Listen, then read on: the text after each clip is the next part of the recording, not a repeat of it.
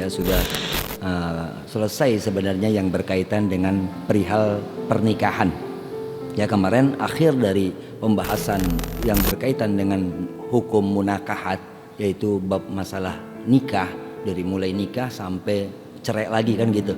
Ya jadi dari mulai nikah sampai cerai sudah kita bahas dalam majelis ini, yang insya Allah mudah-mudahan kita bisa pahami ya, walaupun kita nggak hafal, walaupun kita nggak bisa merinci dari ilmu yang telah kita terima, paling nggak kita tahu ya di mana yang benar dan di mana yang salah. Nah itu tujuan kita belajar ilmu. Wah ini bener nih, oh, ya ini sesuai nih dengan apa yang pernah saya pelajarin. Nah gitu, wah ini kayaknya saya belum pernah dapet nih. Nah ini yang begitu-begitu boleh kita bertanya. Gimana tuh? Saya pernah mengalami hal seperti ini dalam perihal masalah nikah. Apakah dibenarkan atau disalahkan oleh hukum agama? Nah ini kan perlu ya. Jadi makanya bukannya kita belajar duduk ya hanya sekedar termenung sambil tidur atau sambil nguap atau sambil main-main, tapi kita nggak paham kan rugi. Kenapa? Karena ini berkaitan dengan kehidupan kita. Ya kalau orang yang sudah tidak sah dalam pernikahannya, ya rusak seluruhnya sudah. Ya orang sudah bercerai tapi dia nggak sadar kalau hubungan rumah tangganya sudah bercerai, ini kan rusak juga. Ya rusak sudah, nanti akhirnya mereka berbuat keharaman tapi nggak merasa haram. Ya mereka berbuat dosa tapi nggak sadar itu dosa. Kenapa? Karena kebodohannya. Nah, jadi makanya sampai terakhir kemarin bab hadonah tuh, hal di dalam masalah merawat anak. Ya kita ngerti sudah, ternyata dalam hukum fikih itu jelas. Ini kan termasuk hadonah ini di dalam hak, ya di dalam hak merawat seorang anak.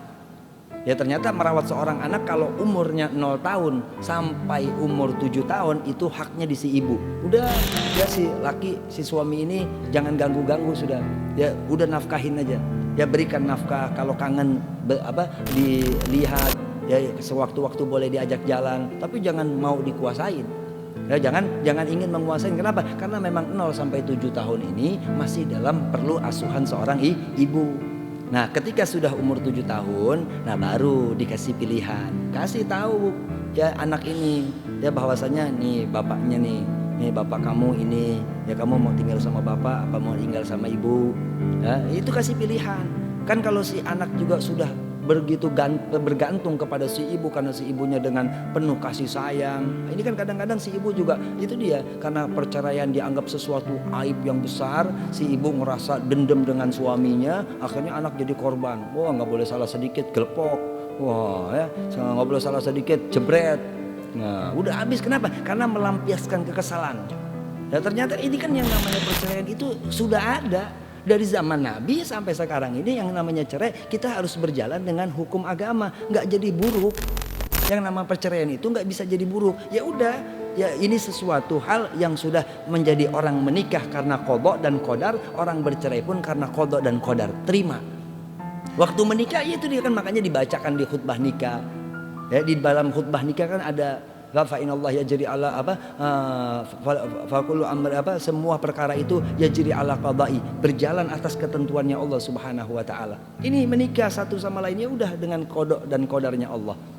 Ngerti? Ini bercerai ya udah dengan qada dan qadarnya Allah. Enggak usah kita memandang jelek, yang penting bisa menjaga diri. Si istri habis bercerai jangan banting setir. Kan tadi biasanya kadang-kadang perempuan begitu, habis bercerai banting setir. Ya yang tadinya soleha jadi langsung modis dia. Nah, ya begitu si laki juga begitu. Yang tadinya taat pas cerai, wah langsung pakai lepis. Ngerti? Ini kan berarti banting setir. Dia nggak bisa istiqomah. Istiqomah sudah dalam jalani kehidupan ini. Kenapa? Karena memang ini sudah keputusannya Allah Subhanahu wa taala. Saya dimengerti ya. Nah, jadi ketika keadaannya seperti ini, ya kita pun mengerti. Ternyata anak pun harus diberitahu. Ini ayahmu, ini ibumu. Kasih tahu.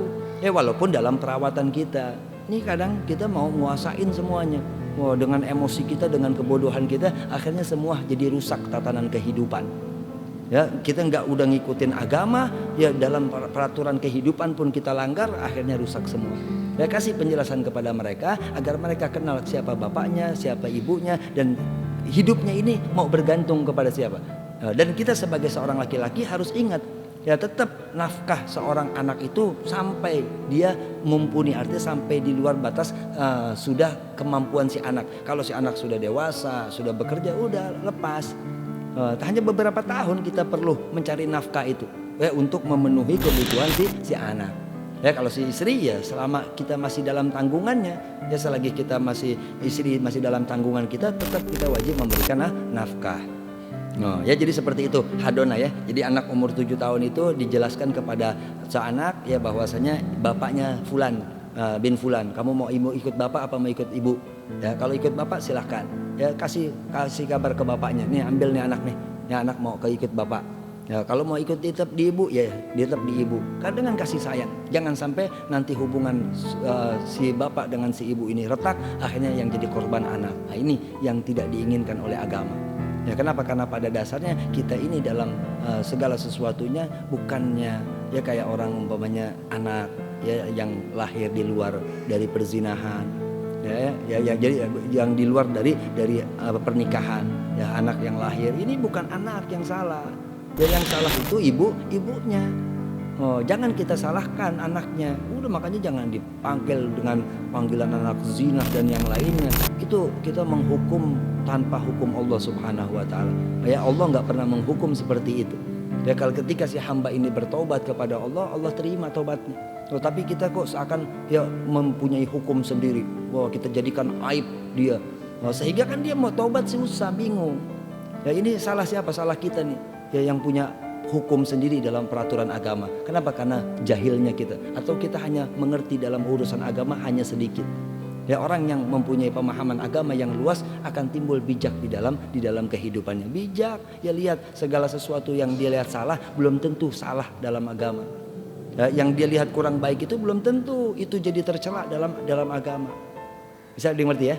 Nah, jadi makanya dalam masalah hadonah ini kita sudah paham, jangan kita mau menang sendiri ya di dalam mempertahankan anak.